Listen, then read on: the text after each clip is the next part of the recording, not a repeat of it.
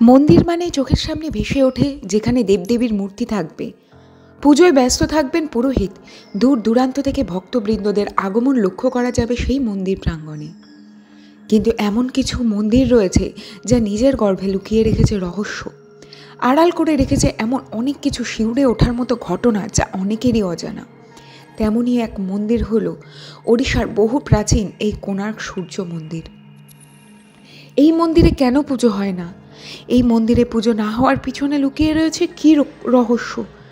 আজকের ভিডিওতে সেটাই আমরা জানব। কিন্তু তার আগে আপনি যদি আমার চ্যানেলে নতুন হয়ে থাকেন, আমার চ্যানেলটা অবশ্যই সাবস্ক্রাইব করে রাখুন আর বেল আইকনটা প্রেস করতে ভুলবেন না, যাতে আমি নতুন কোনো অজানা তথ্যের ভিডিও নিয়ে হাজির হলে আপনার কাছে সবার আগে নোটিফিকেশনটা চলে যায়।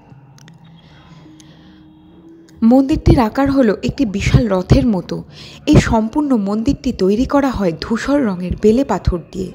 কিন্তু মন্দিরটি যখন তৈরির কাজ শুরু হয় তখন এক অদ্ভুত নিয়মে শ্রমিকদের বেঁধে দিয়েছিলেন রাজা নরসিংহদেব।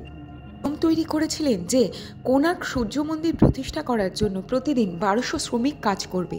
শ্রমিকের সংখ্যা 1200 থেকে একজনেরও কম বেশি হবে না, আর 12 বছরের মধ্যে এই মন্দিরের নির্মাণ কাজ সম্পূর্ণ সমাপ্ত করে ফেলতে হবে। দিন 1200 শ্রমিকের মধ্যে একজন শ্রমিকও কম বেশি হয় তাহলে সকলের প্রাণদণ্ড হবে। এই নিয়ম মাথা পেতে নিয়েছিলেন শ্রমিকরা। শুরু করেছিল সূর্য মন্দির তৈরি করার কাজ। পুরাণে কথিত আছে, মন্দিরে কাজ করার সময় এক শ্রমিকের স্ত্রী গর্ভবতী হন। সেই সময় স্ত্রীর কাছে যেতে পারেননি ওই শ্রমিক। পরবর্তীতে তার স্ত্রী পুত্র সন্তানের জন্ম দিলেও মন্দিরের কাজ ছেড়ে বেরিয়ে আসার সুযোগ ছিল না তার কাছে।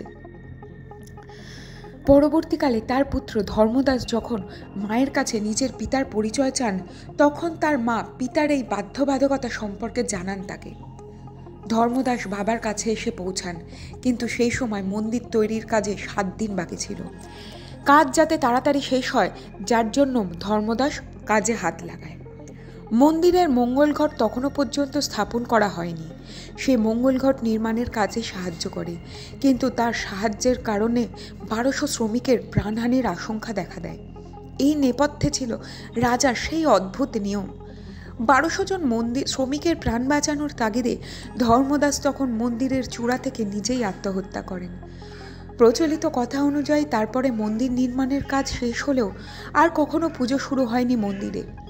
কোণার্ক সূর্য মন্দিরের বর্তমানে নেই কোনো সূর্যদেবের মূর্তি। এখনো পর্যন্ত স্থানীয় মানুষের কাছে কোণার্ক সূর্য মন্দির রাতের অন্ধকার নামলেই রহস্যের চাদরে মোড়া একটা জায়গা।